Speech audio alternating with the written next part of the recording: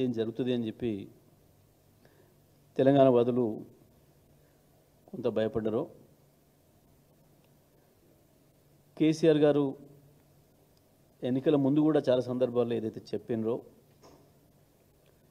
అవి ఇవాళ ఒకటొకటిగా నిజమవుతూ ఉన్నాయి. తెలంగాణ హక్కులకు మళ్ళీ భంగం ఏర్పడుతుందని, తెలంగాణకు మళ్ళీ మోసం జరుగుతుందని అనుకునేవన్నీ కూడా నిజమవుతూ ఉన్నాయి. ఒకటొకటిగా కేసీఆర్ గారు పెట్టిన పథకాలు ఎత్తిపోతూ ఉన్నాయి. కేసీఆర్ చేసిన అభివృద్ధి వెనక్కిపోతుంది. చివరిగా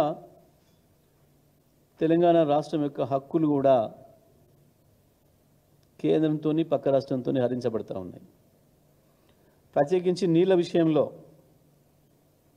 తెలంగాణ కొట్లాడిందే నీళ్ళ కొరకు. ప్రత్యేకించి కేసీఆర్ గారి నాయకత్వంలో ఉద్యమం ప్రారంభమైందే నీళ్ళ కొరకు ప్రధానంగా.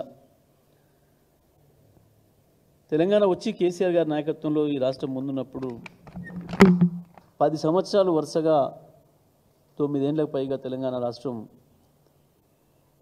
వ్యవసాయ రంగంలో, మంచినీటి రంగంలో అద్భుతమైన ప్రగతిని సాధించింది. కృష్ణా గోదావరి నదుల్లో మనకున్న వాటా ప్రతి నీటి చుక్కను వినియోగించుకుంది. ప్రతి ఇంచు భూమిని తడిపింది. ప్రతి నెర్రలు బారిన నేలల్ని పచ్చటి మాగాణాలుగా మార్చింది. రేవంత్ రెడ్డి వచ్చిన తర్వాత, కాంగ్రెస్ ప్రభుత్వం వచ్చిన మొదటి రోజు నుంచి ఒకటొక్కటిగా మన హక్కులన్నీ జారిపోతూ ఉన్నాయి. చంద్రబాబు నాయుడు గారు ముఖ్యమంత్రి అయిన తర్వాత ఒక పథకం ప్రకారం తెలంగాణను మళ్ళీ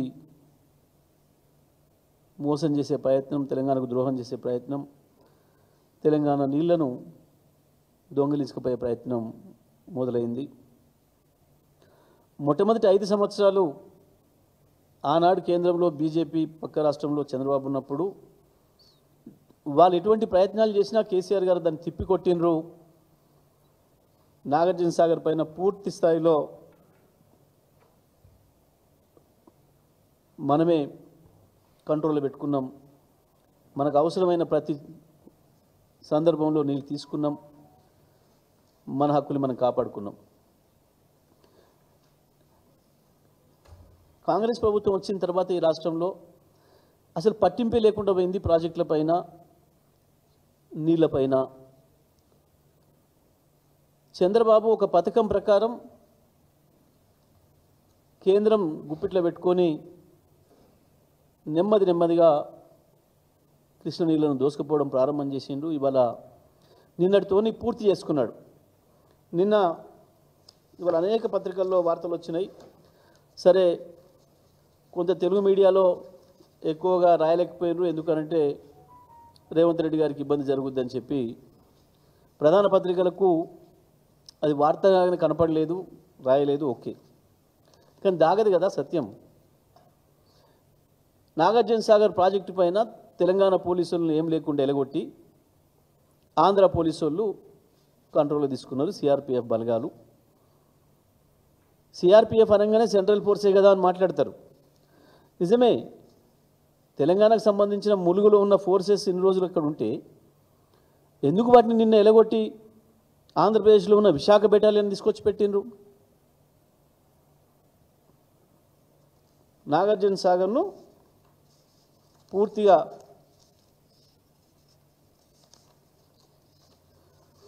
Andhra Pradesh cops take over Nagarjuna Sagar, Telangana officials tense.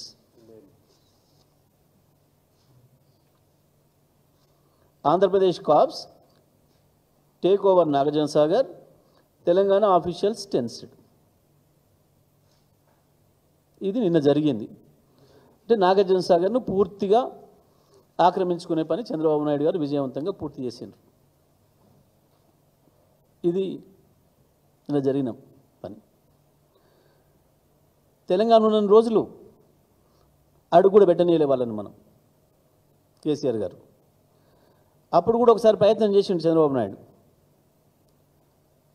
వాళ్ళ ఫోర్సెస్ని పంపించే ప్రయత్నం చేసిండు. తన్ని తరిమేసిండ్రు. మన పోలీసు పూర్తిగా నాగార్జున సాగర్ను మన కంట్రోల్లో పెట్టిండ్రు. నాగార్జున సాగర్ రైతాంగం ఎప్పుడు ఏ క్షణం ఎప్పుడు నీళ్ళు అడిగినా ఇచ్చినాం. ఒక్క పంట నష్టపోనీయకుండా వరుసగా 17 పంటలకు నీళ్ళు ఇచ్చినాం. నాగార్జున సాగర్ చరిత్రలో 65 ఏళ్ళ నాగార్జున సాగర్ హిస్టరీలో వరుసగా నీళ్ళు ఇచ్చినాం. అది గోదావరి నీళ్ళు కావచ్చు, కృష్ణ నీళ్ళు కావచ్చు. ఈ ప్రభుత్వం కనీసం సోయి కూడా లేకుండా ప్రవర్తించింది. రేవంత్ ప్రభుత్వం వచ్చిన కొద్ది రోజుల్లోనే కేఆర్ఎంబి చేతిలోకి తీసుకుంటుంది అనే విషయాన్ని మా నాయకుడు కేసీఆర్ గారు చెప్పేంతవరకు కూడా ఈ ప్రభుత్వానికి సోయి లేదు. కేసీఆర్ గారి ఆదేశాల మేరకే వారికి వచ్చిన సమాచారం మేరకు మేమందరం కూడా ఆ రోజు మాట్లాడినాం. ఆ తర్వాత ఈ ప్రభుత్వం ఎదురుదాడి చేసి తప్పించుకునే ప్రయత్నం చేసింది. కేసీఆరే అప్పచెప్పిండు అని చెప్పి తప్పించుకునే ప్రయత్నం చేసింది. కానీ కేసీఆర్ ఎప్పుడైతే నల్లగొండలో 1,00,000 మందితోని సభ పెట్టి ఒక్కసారి గర్జించిండ్రో ప్రభుత్వం తోక ముడిచి తెల్లవారి అసెంబ్లీలో తీర్మానం పెట్టింది. ఎట్టి పరిస్థితుల్లో కేఆర్ఎంబి తీసుకోవడానికి లేదు. ఇంతకాలం మా తెలంగాణ చేతులు ఎట్లయితే ఉందో మా తెలంగాణ కంట్రోల్లో ఉండాలి అని చెప్పి అసెంబ్లీలో తీర్మానం చేసి పంపించిండ్రు. మళ్ళీ తెల్లవారి నుంచి నిద్రపోయినారు. అవతల ఏం జరుగుతుంది, ఏం కుట్రలు జరుగుతున్నాయనే సోయలేదు ఈ ప్రభుత్వానికి. చంద్రబాబు నాయుడు గారు ఇవాళ పరోక్షంగా కంట్రోల్ తీసుకున్నాడు. ఆంధ్రప్రదేశ్ సిఆర్పిఎఫ్ చేతుల్లోకి వాళ్ళు తీసుకున్నారు. ఇంకో 4 రోజుల్లో ఆంధ్రప్రదేశ్ పోలీస్ చేతులకి పోతుంది నాగార్జున సాగర్. ఇప్పటికే ఈ సంవత్సరం ఉన్న నీళ్ళను మొత్తం దోసుకపోయిండ్రు. వాళ్ళ వాటా ఈ మొత్తం దినంగా తాగంగా తెలంగాణ వాటాలో ఉండే నీళ్లు తెలంగాణ యాసంగి కావచ్చు, ఎండాకాలం మంచినీళ్ళ కొరకు కావచ్చు, హైదరాబాద్ మంచినీళ్ళు, రంగారెడ్డి, మహబూబ్ నగర్, నల్గొండ, ఖమ్మం జిల్లాల మంచినీళ్ళ కొరకు పెట్టుకున్న నీళ్లను దొంగతనంగా దోసుకపోయాడు. ఒక్క మాట మాట్లాడలే ముఖ్యమంత్రి కానీ, నీటిపారుదల శాఖ మంత్రి కానీ, ఇతర మంత్రులు కానీ, నల్గొండ జిల్లా, మహబూబ్ నగర్ జిల్లా, ఖమ్మం జిల్లాల మంత్రులు కానీ ఒక్క మాట మాట్లాడలేదు. ఎందుకో చంద్రబాబును చూసి వణుకుతున్నారు. చాలా ఆశ్చర్యంగా ఉంది. వాళ్ళ పార్టీ అధిష్టానాల కంటే ఎక్కువ చంద్రబాబుతో మంచిగా ఉండాలన్న ప్రయత్నం ఈ రాష్ట్ర ముఖ్యమంత్రి మంత్రులు చేస్తున్నారు. చంద్రబాబు భయ మోడీతో మంచిగా ఉండాలని చంద్రబాబు గారు దాన్ని వాడుకొని బ్రహ్మాండంగా తెలంగాణ వనరులు ఎట్లా దోసుకోపోవాలి, తెలంగాణ ఎట్లా ఇబ్బందులు పాలు చేయాలనే ప్రయత్నంలో వారి కార్యక్రమంలో వారు బిజీగా ఉన్నారు. కానీ మరి వీళ్ళకి లేదు సోయి. తెలంగాణ నిధులు తీసుకుపోయాము ఢిల్లీకి అప్ప చెప్తున్నారు, నీళ్ళని తీసుకుపోయి ఆంధ్రప్రదేశ్కి అప్ప చెప్తున్నారు. తెలంగాణ నిధులు ఢిల్లీకి, నీళ్లు ఆంధ్రప్రదేశ్కి. రేవంత్ రెడ్డి ప్రభుత్వం చేస్తున్న గొప్ప పని గిది. ఇవాళ ఇరిగేషన్ మంత్రికి కూడా అసలు సోయి లేదు. ముఖ్యమంత్రి నేను ఒక్కరోజు సెలవు లేకుండా పని చేస్తున్నా అంటున్నాడు చాలా ఆశ్చర్యంగా. నిజమే, ఒక్కరోజు పని లేకుండా ఖాళీ లేకుండా చేసే పని మూటలు తయారు చేసుడు, లెక్కలు పెట్టుడు, సంచులు కొట్టుడు, ఢిల్లీకి పంపుడున్నట్టుంది. అంతకు మించిన పని ఇంకేం కనబడతలేదు ఈ రాష్ట్ర అభివృద్ధి కొరకు నువ్వు చేస్తున్న పని. ఒక్కటంటే ఒక్కటి 2 పంటలకు నీళ్లు వరుసగా కేసీఆర్ గారి కాలంలో ఎవరిని అడిగినా చెప్తారు రైతుల్ని. ఒకవైపు కాళేశ్వరాన్ని కట్టి బ్రహ్మాండంగా నీళ్ళు ఇస్తే దాన్ని వాడుకునే సోయి లేదు. ఏదో ఎన్నికల ముందు ఒక అబద్ధం చెప్పినందుకు ఆ అబద్ధాన్ని నిజం చేసుకుందామని చెప్పి అది అబద్ధమని తేలిపోద్దన్న భయంతో కాళేశ్వరం పంప అని చేయక వేలాది ఎకరాలు, లక్షలాది ఎకరాలు ఎండబెట్టిండ్రు. రైతాంగం మళ్ళీ అప్లపాలవుతున్నారు. కట్టిన ప్రాజెక్టులను వాడుకోవడం చేత కావడం లేదు. కేసీఆర్ ఇన్ని రోజులు ఇచ్చిన మంచినీళ్ళని ఇవ్వడం చేత కావడం లేదు. వరుసగా 10 ఏళ్ళు ఒక్క నిమిషం పోకుండా ఇచ్చిన కరెంటును ఇచ్చే సోయి లేదు. ఇప్పుడు మోటార్లు కాలిపోయి లైన్లు నిలబెడుతున్నారు. ఒక మోటార్ కాలిపోతే 10 రోజులు 15 రోజులు నెల రోజులు పడుతుంది రావడానికి రైతుకు. మళ్ళీ పాతగతే, మోటార్ కాలిపోతే మళ్ళీ 5-6 వేలో 10,000 పైసలు దండగా, వారం 10 రోజులు తీసుకుంటే ఈ లోపల వచ్చేవరకు ఉన్న పొలం ఎండిపోవడు, మళ్ళీ ఒక్క మడి మారకపోవడు. మళ్ళీ గదే మొదలైంది తెలంగాణ రైతాంగానికి. చంద్రబాబు నాయుడు గారు సమైక్య ఆంధ్రప్రదేశ్లో ఏం జరిగిందో తెలంగాణలో వ్యవసాయ రంగం మళ్ళీ ఇవాళ అదే పరిస్థితి దాపురించింది. ఎందుకు అనంటే ఇక్కడ కూడా ఇవాళ పరోక్షంగా చంద్రబాబు నాయుడు గారి పరిపాలన సాగుతుంది. తెలంగాణలో పరోక్షంగా చంద్రబాబు నాయుడు గారి పరిపాలన సాగుతుంది.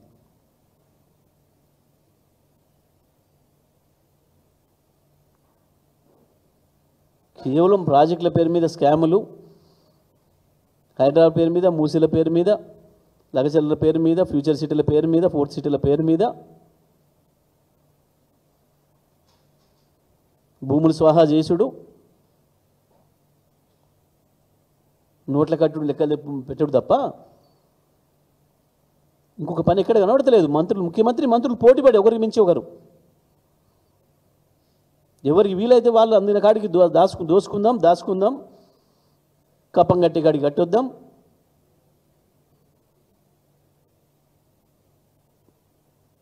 మోడీ గారితో ఇబ్బంది లేకుండా చంద్రబాబు గారితో మంచిగా ఉందాం. దీనికి సంబంధించిన ప్రణాళికలు, దీనికి సంబంధించిన పనులు తప్ప ఇంకొక పైసా పని తెలంగాణ ప్రజలకు ఏం కావాలి, మనం ఏమి ఇచ్చినాం, ఏ మాట ఇచ్చినాం అన్న సోయి ఎక్కడంటే ఇక్కడ కనబడతలేదు. నిజమే దబ్బుకొని ఈ సంవత్సరం వర్షాలు ఆలస్యం అని చెప్పేసి అని అంటున్నారు ఒకవైపు. అదే కనుక జరిగితే హైదరాబాద్తో సహా తెలంగాణ జిల్లాల పరిస్థితి దారుణంగా మారబోతుంది మంచినీళ్ళ విషయంలో. గతంలో కేసీఆర్ గారి కాలంలో మేము ప్రతిరోజు ఇచ్చిన మంచినీళ్ళు గ్రామాలు, పట్టణాలు, నగరాలని తేడా లేకుండా హైదరాబాద్తో సహా ఇవాళ చాలా చోట్ల 2 రోజులకు పోయినాయి. రోజు తప్పించి రోజుకు 2 రోజులకు ఒకసారి అన్నది మొదలైంది. మళ్ళీ పాతకాలంలో పరిస్థితులు మళ్ళీ తీసుకొస్తున్నారు.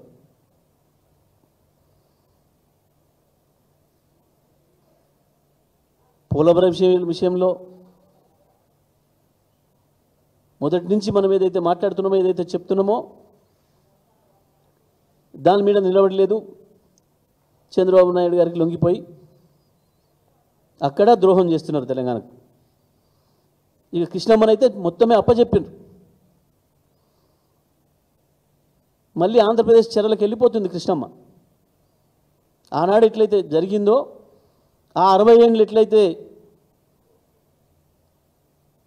దుర్మార్గంగా వాళ్ళ చెరలు పెట్టుకొని నాగార్జున సాగర్, శ్రీశైలంలో ఒక పోరంబొక్కు ప్రాజెక్ట్ లాగా నడిపినరో, ఏ ఆపరేషన్స్ రూల్స్ లేకుండా, మళ్ళీ ఈ సంవత్సర కాలంగా మళ్ళీ అది జరుగుతుంది.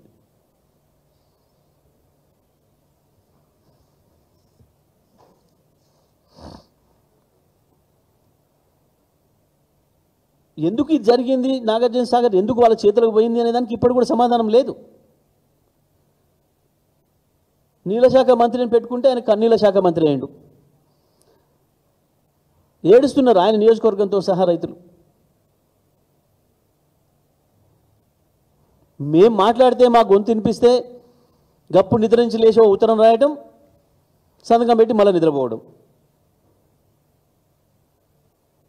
మేము మాట్లాడితే, బీఆర్ఎస్ పార్టీ మాట్లాడితే తప్ప ఈ ప్రభుత్వానికి కలిసిన నదుల నీళ్ళ పట్ల సోయి లేదు, ప్రాజెక్టుల పట్ల సోయి లేదు.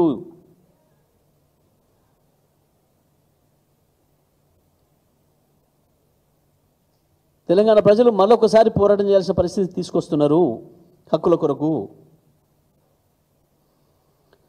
నిజమే, ప్రజలు భావించింది నిజం జరుగుతుంది. 2014 ముందు దబ్బుకున్న కేసీఆర్ కనుక లేకపోతే, పార్టీని కనుక వద్దనుకుంటే, తెలంగాణ తెచ్చిన కదా నాకు ఎందుకు ఇంకా అని కేసీఆర్ వెళ్ళిపోతే ఏమవుతుందని భయపడ్డరు ఆనాడు తెలంగాణ మేధావులు, తెలంగాణ ప్రజలు.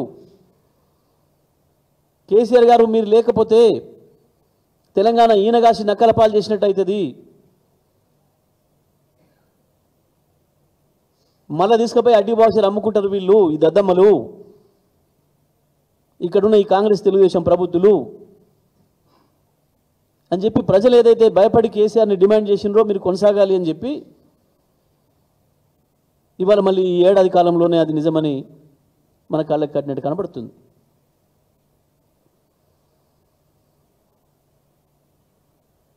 అందుకనే మేము డిమాండ్ చేస్తున్నాం, బీఆర్ఎస్ పార్టీగా రాష్ట్ర ప్రభుత్వం కళ్ళు తెరవాలి, ఇప్పటికైనా యుద్ధం మొదలు పెట్టాలి. 2023 వరకు ఏదైతే నాగార్జున సాగర్ తెలంగాణ చేతులు ఎట్లయితే ఉండేనో పూర్తిగా మళ్ళా ఆ స్థితి తీసుకురావాలి. ఇలా డ్రామాలు వద్దు, రాజకీయాలు వద్దు, చెత్త మాటలు మాట్లాడకునిగా మళ్ళీ కేసీఆర్ ఉన్నప్పుడు ఇచ్చిండనే చెత్త మాటలు బంద్ చేయాలి. నీళ్ళ మంత్రి, ముఖ్యమంత్రి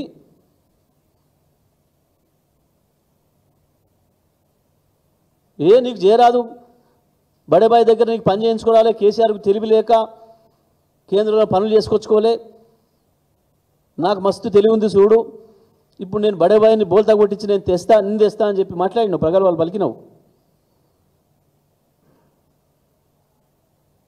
నేను బడేబాయిని అందుకేనే అన్నా, ఉత్తగానే అనలే, నేను మాట్లాడినావు. ఏది నీ తెలివి? ఏమైంది నీ బడేబాయి చోటేబాయి అనుబంధం?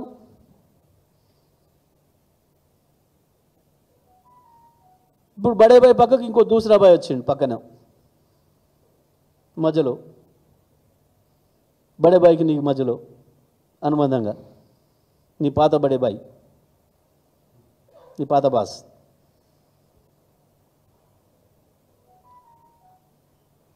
ఏం తెచ్చినావు, ఏం సాధించినావు?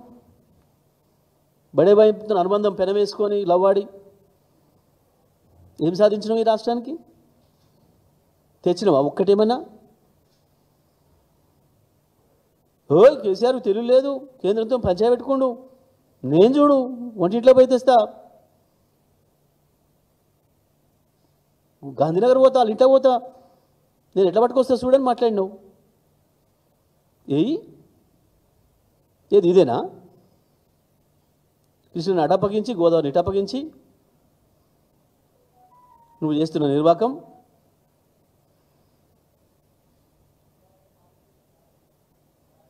ఒక్క మాట మాట్లాడలే. మేము డిమాండ్ చేస్తున్నాం, ఇప్పటికైనా వెంటనే ప్రభుత్వం కళ్ళు తెరవాలి, నాగార్జున సాగర్ను మళ్ళీ యథాతథ స్థితికి తీసుకురావాలి. 2023 నాటికి ఏముందో అదే పద్ధతుల్లో వాటాలు తేల్చేంత వరకు పూర్తి స్థాయిలో నాగార్జున సాగర్ పైన మన కంట్రోల్ ఉండేటట్టుగా కొట్టాడాలని చెప్పి మేము డిమాండ్ చేస్తూ ఉన్నాం. తెలంగాణ ప్రజానికానికి, తెలంగాణ రైతాంగానికి అందరూ కూడా విజ్ఞప్తి చేస్తూ ఉన్నాం. ఈ ప్రభుత్వం ఎంత మూర్ఖంగా ఉన్నదో, ఎంత మొద్దు నిద్ర నటిస్తున్నదో, వీళ్ళ రాజకీయ అవసరాల కొరకు, వీళ్ళ రాజకీయ పైరుల కొరకు చంద్రబాబుకు లొంగిపోయి ఏ రకంగా కృష్ణా గోదావరి నదుల నీళ్లను వాళ్ళకి అప్పచెప్తుందో ఇంతకు మించిన ఉదాహరణ ఏది అక్కరలేదు. రైతాంగం కూడా దీనిపైన పెద్ద ఎత్తున నిరసన తెలియజేయడానికి సిద్ధం కావాలని చెప్పి బీఆర్ఎస్ పార్టీ తరఫున మేము విజ్ఞప్తి చేస్తూ ఉన్నాం.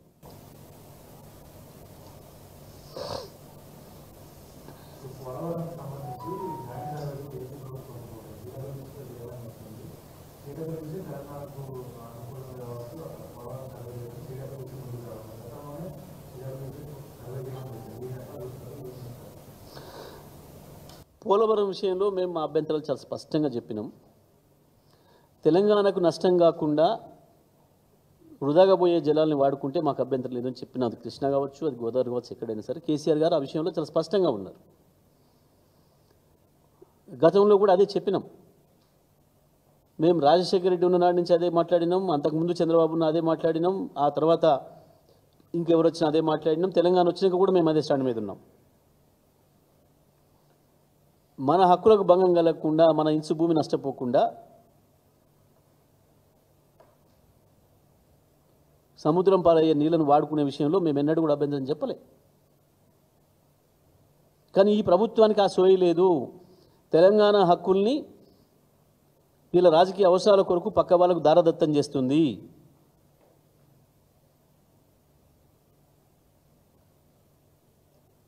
మోడీకి వ్యతిరేకంగా మాట్లాడడానికి కానీ, చంద్రబాబు నాయుడు వ్యతిరేకంగా మాట్లాడడం కానీ తెలంగాణ రాష్ట్ర మంత్రివర్గం ఏమాత్రం సిద్ధంగా లేదు, ముఖ్యమంత్రితో సహా మంత్రులందరూ కూడా.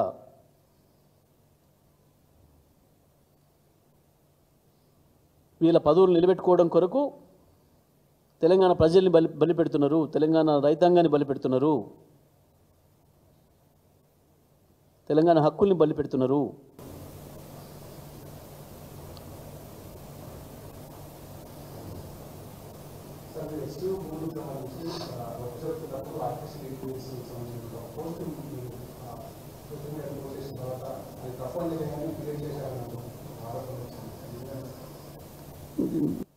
వాడు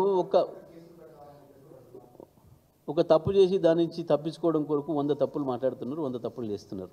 ఒక అబద్ధం నుంచి తప్పించుకోవడం కొరకు 100 అబద్ధాలు మాట్లాడడం అనేది అవుతుందో ఇవాళ రేవంత్ ప్రభుత్వం గదించుకుంది. ఇట్లే తెలివి తక్కువ పని చేసుకుంటూ పోతే ఇంకా కూరుకపోతారు. నేనేదో హైకోర్టు సుప్రీంకోర్టులు చేసింది కూడా తప్పనే పద్ధతిలో మాట్లాడుతున్నాడు ముఖ్యమంత్రి. ఆయన అధికారులు తప్పించుకోవడం కొరకు ఈయనకి ఏదో ఒక ముచ్చట తీసుకొచ్చి ముందర పెట్టింది, అర్థం కాని ఏ అని చెప్పి. ఆ ఏ అంటే ఏందో అర్థం కాక నిజమే కావచ్చు ఇదే అని ఆయన అనుకుంటున్నాడు. ఇదో దయ్యమో భూతమో కావచ్చు, బహుశా దీన్ని తీసుకొచ్చి బీఆర్ఎస్ వాడుతుంది అని చెప్పేసి అనుకుంటున్నట్టున్నాడు. నేను అందుకనే చెప్పిన మొన్న, నువ్వు ఏఐలు నీ ఇంటెలిజెన్స్లు బంద్ చేయి, నీ అనుమల ఇంటెలిజెన్సే కొంచెం బెటర్ ఉంది దాని మీద, నీ సొంతం బుర్ర వాడి పని చేయి. నీ అనుమల ఇంటెలిజెన్సే బెటర్ ఉంది నీ ఇంటెలిజెన్స్ మీద, నీ ప్రభుత్వ ఇంటెలిజెన్స్ కంటే. దాన్నే వాడుకో, కొంచెం దాన్నే నమ్ముకో అని చెప్పిన నేను. ఈ తెలివి తక్కువతనం చేసి ఇంక తిరక్కపోకు. ఏది ఏ ఇంటెలిజెన్స్తో చేసింది? అక్కడ జింకలు లేవు, మేమే తయారు చేసేసి. ఏది అప్పుడు రాముడి కాలంలో బంగారు లేడి రూపంలో వచ్చినట్టు మేము తయారు చేసినామా? మేము చేసింది. అక్కడ ఉన్న చెరువులు కూడా మేము ఏఐతో సృష్టించినామా? ఇప్పుడు అక్కడ కనపడ్డ 100 బుల్డోజర్లు కూడా మేము ఏఐతోనే సృష్టించినామా? అక్కడ జరిగిన లాఠీ చార్జ్ కూడా మేము ఏఐతోనే చేసినామా? ఆ తర్వాత జింకలు బయటకు వచ్చుడు, ఊర కుక్కలు ఎంటబడి చంపుడు మేము ఏఐతోనే చేసినామా? చివరికి మీ ఫారెస్ట్ డిపార్ట్మెంట్ అధికారులు పోయి పట్టుకొచ్చినట్టు కూడా వచ్చింది, అది కూడా మేము ఏఐతోనే చేసినామా? ఏది ఏఐతో చేసినామని చెప్తున్నారు వీళ్ళు. నెమళ్ళ అరుపులా, చచ్చిపోయిన జింకల, జరిగిన లాఠీ చార్జీలా, అక్కడ కనపడుతున్న చెరువుల, అంతకుముందు వరకు పెరిగిన చెట్ల, ఆ తర్వాత ఎడారిలాగా మారిన ప్రాంతమా? ఏది ఏఐతో చేసినాం మేము? సంతోషం, కేసులు పెడతాం, ఇన్వెస్టిగేషన్ చేస్తాం. నేను ఏమంటానంటే నీ ఇన్వెస్టిగేషన్ ఏం చేస్తుందో తెలియదు, కానీ నీకు అంత ఉబలాటం ఉంటే ఒకటే అంటుంటావు కదా, మీ బడే బాయ్ సిబిఐతో చేయించుకుంటావా, రాతో చేయించుకుంటావా, లేదా నువ్వు ఈ మధ్యకాలంలో నాకు గుజరాత్తో కూడా పోటీ కాదు ఇంకేదేంతో పోటీ, ఏదో వేరే దేశంతో పోటీ అంటున్నావు కదా. అట్లా మరి వేరే దేశాల్లో ఉంటాయి కేజీబీ అని, సిఐఏ అని, మొస్సాద్ అని, ప్రపంచంలో అత్యంత పెద్ద ఇంటెలిజెన్స్ సంస్థలు అని చెప్పి పేరు వాటికి. మరి వాటికి ఇట్లా ఏమైనా తెచ్చుకొని చేస్తావా విచారణ? సంతోషం, మంచిదే, విచారణ చేస్తేనే నిజానిజాలు వస్తాయి బయటికి. మేము కూడా ఎదురు చూస్తున్నాం. వీళ్ళతో కాదనిపిస్తుంది నాకు. పాపం ఈ చిన్న దాంట్లోనే నిన్ను ఇట్లా అమాయకుని చేసేసి ఏ సార్ అని చెప్పంగానే పాపం ఆగమైపోయినావు. కాబట్టి మళ్ళీ కూడా అట్లే చేస్తారు. కాబట్టి వీలైతే ఆ సిఐఏకో, ఆ మొసాద్కో, కేజీబీకో ఉత్తరాలు రాసి అక్కడి నుంచి ఏమైనా అవకాశం ఉంటే అక్కడి నుంచి చేయించుకోమని చెప్పి ఇన్వెస్టిగేషన్. అంత తెలివేడిసింది. ఇప్పటికీ కేవలం ఏడాది తిరగక ముందే 100 పెట్టిరు కేసులు వాళ్ళ మీద. దిలీప్ పైన కావచ్చు, క్రిషాంక్ పైన కావచ్చు, ఇంకా అనేక సోషల్ మీడియా పిల్లల మీద కావచ్చు, యూట్యూబ్ ఛానల్ నడుపుకుంటున్న రిపోర్టర్ల పైన, అమ్మాయిల పైన, అబ్బాయిల పైన, అందరిపైన కావచ్చు. అన్నిట్లో ఏం జరిగిందో ఇలా కూడా జరిగితే మేము ఇది జరిగితేనే మంచిదని మేము కూడా భావిస్తా ఉన్నాం. ఇది జరగాలి, కోర్టులకు పోవాలి, విషయాలు కోర్టుల ముందటనే తేలాలని మేము కూడా భావిస్తున్నాం. మంచిదే.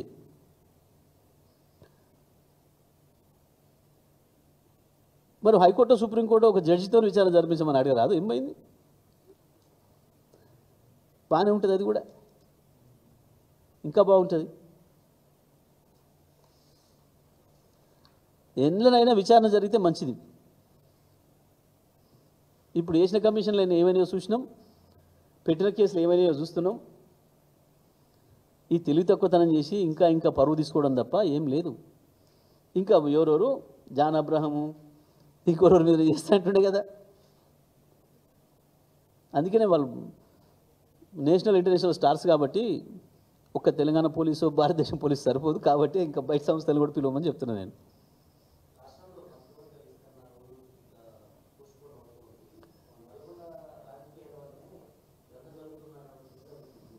ఇక ఉన్న మంత్రులంతా ఏందో కూడా మీకు ఎలగబెడుతుర్రు, ఇక కొత్తగా వచ్చేదో చేసేది ఉంది. మంత్రివర్గాన్ని చేసుకునే దమ్ము లేదు ఈ ప్రభుత్వానికి. మంత్రివర్గం అంటూ విస్తరిస్తే నాకు ఎసరు వస్తుందని భయపడుతున్నాడు. మంత్రివర్గాన్ని కాకుండా ఆపుతున్నది రేవంత్ రెడ్డి, అందరికీ తెలుసు. ఒకరి మీదకి ఇంకో న్యూస్ కలిపి, ఒకరితో ఉత్తరాలు రాయించి ఇంకొకరికి పంపి ఈ వర్గానికంటే ఆ వర్గానికి ఇవ్వాలని చెప్పి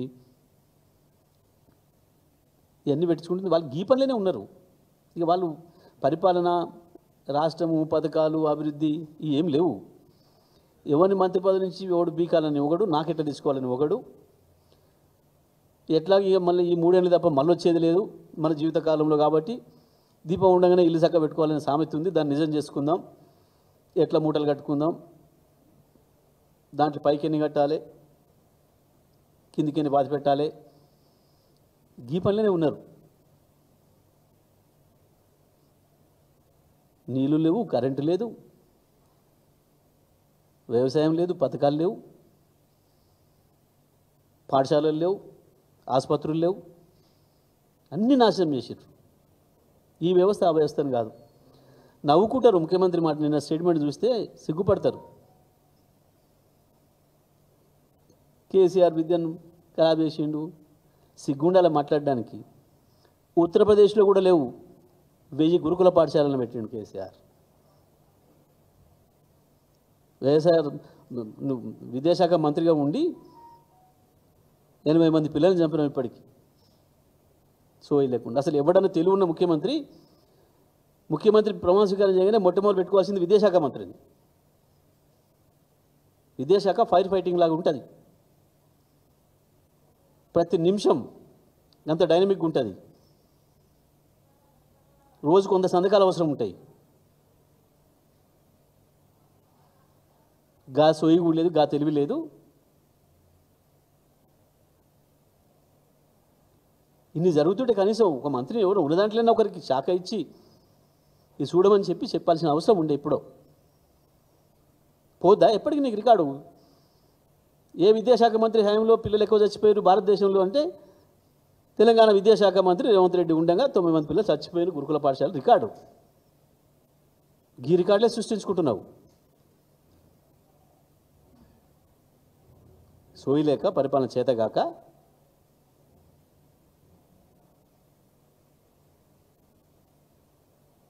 కేసీఆర్ గురించి మాట్లాడు.